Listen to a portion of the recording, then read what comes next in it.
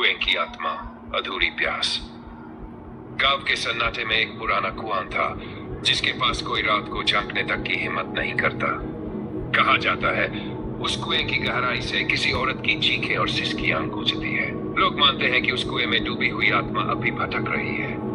वह आत्मा जो अपने अधूरे बदले और अधूरी प्यास के कारण किसी को भी चैन से जीने नहीं देती।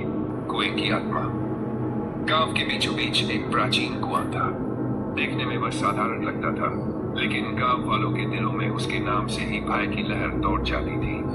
कोई भी शाम ढलने के बाद उसके पास जाना नहीं चाहता था। कहा जाता था कि उस कुएं में एक औरत की आत्मा कैद है जो कभी इंसाफ नहीं पा सकी। गांव का वातावरण। ये गांव छोटा सा था। चारों ओर खेत, तालाब और बीचों बीच मंदिर, पर मंदिर से भी ज्यादा मशहूर था वह कुआं। पुराने लोग कहते थे कि जब तक वह कुआं खुला था गांव में कभी पानी की कमी नहीं हुई, लेकिन 100 साल पहले उसमें जो हादसा हुआ उसके बाद लोग उससे दूर भागने लगे। दिन के समय कुआं वीरान और साधारण दिखता, लेकिन रात के अंधेरे में वहां से अजीब आवाजें आती।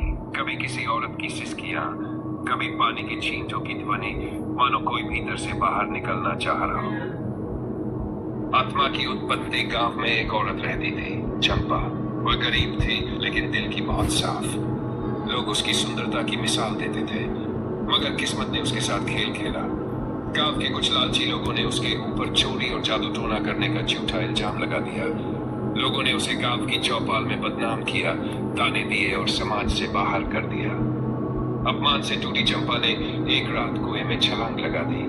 उसी पल उसकी आत्मा वहीं कैद हो गई। लोगों का मानना था कि उसने मरते समय कहा था, जिसने मेरा अपमान किया उसे चैन नहीं मिलेगा और यह कुआं अब किसी के काम नहीं आएगा। शुरुआती घटनाएं। पहले ही दिन जब एक औरत पानी भरने गई तो उसे लगा कि रस्सी किसी ने नीचे से खींच ली। खड़ा हाथ से छूटकर कुएं में गिर गया। बच्चों ने कई बार कुएं से औरत के रोने की आवाज सुनी। रात के समय गांव वाले देखते कि कुएं के पानी पर किसी सफेद साड़ी वाली औरत की परछाई तैरती है। धीरे धीरे डर इतना बढ़ा कि कुएं को पाटने की बात उठी, लेकिन बुजुर्गों ने कहा आत्मा को कैद करने से वह और भयानक हो जाएगी, उसे शांति देनी होगी।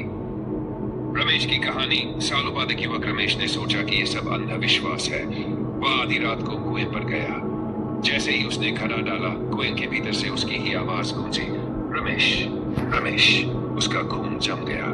अचानक उसे महसूस हुआ कि किसी ने उसका कंधा पकड़ लिया है। उसने पीछे मुड़कर देखा तो वहां कोई नहीं था। वह भागा और सुबह तक बुखार में तपता रहा। 3 दोस्तों की जांच। कुछ समय बाद शहर से 3 लोग गांव आए, अर्जुन, मोहन और रेखा। वे साहसिक थे और उन्होंने तय किया कि इस रहस्य का पता लगाएंगे। आधी रात को वे कुएं पर पहुंचे। चारों ओर सन्नाटा था, केवल झींगुरों की आवाजें और हवा की सरसराहट। पेड़ की डालियां मानो फुसफुसा रही हो। अचानक कुएं का पानी उबलने लगा और धुंध के बीच से एक आकृति बाहर आई। वह सफेद साड़ी में औरत थी, लंबे खुले बाल, चेहरा पीला और आंखें लाल। उसने धीमी पर डरावनी आवाज में कहा, यहाँ क्यों आए हो? ये मेरा घर है। रेखा कांप गई पर हिम्मत करके बोली, हम बस जानना चाहते हैं कि आप यहाँ क्यों हो। आत्मा रोने लगी।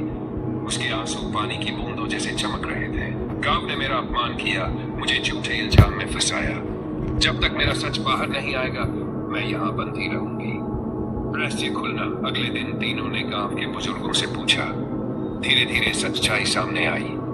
असली दोषी गांव का साहूकार था, जिसने चंपा को बदनाम किया ताकि उसकी जमीन हथिया सके। गांव ने सामूहिक रूप से साहूकार के परिवार को माफी मांगने पर मजबूर किया और चंपा की याद में मंदिर के पास एक स्मारक बनाया। आत्मा की मुक्ति। उस रात जब सब गांव वाले स्मारक पर दीपक जलाने आए, अचानक ठंडी हवा चली और कुएं से वही सफेद साया निकला। लेकिन इस बार उसके चेहरे पर क्रोध नहीं था, बल्कि शांति थी। वो बोली, अब मेरा सच दुनिया जान चुकी है, अब मैं मुक्त हूं। और धीरे धीरे धुंध में विलीन हो गई। रहस्यमयी अंत। कहा जाता है कि उसके बाद कुएं से रोने की आवाजें आना बंद हो गई। गांव के लोग अब पानी उस कुएं से नहीं भरते, पर उसे ढकते भी नहीं। कभी कभी अमावस की रात में अगर कोई साहसी व्यक्ति कुएं में झांके तो पानी की सतह पर सफेद सफारी वाली परछाई दिख जाती है, मानो अब भी अपनी कहानी सुनाने किसी की प्रतीक्षा कर रही हो। यह है कुएं की आत्मा। अगर आपको ये डरावनी कहानी पसंद आई हो तो प्लीज इस वीडियो को लाइक और सब्सक्राइब करना ना भूलें। और हाँ, बेल आइकन भी दबाएं ताकि हमारी अगली डरावनी कहानी आप तक तुरंत पहुंचे।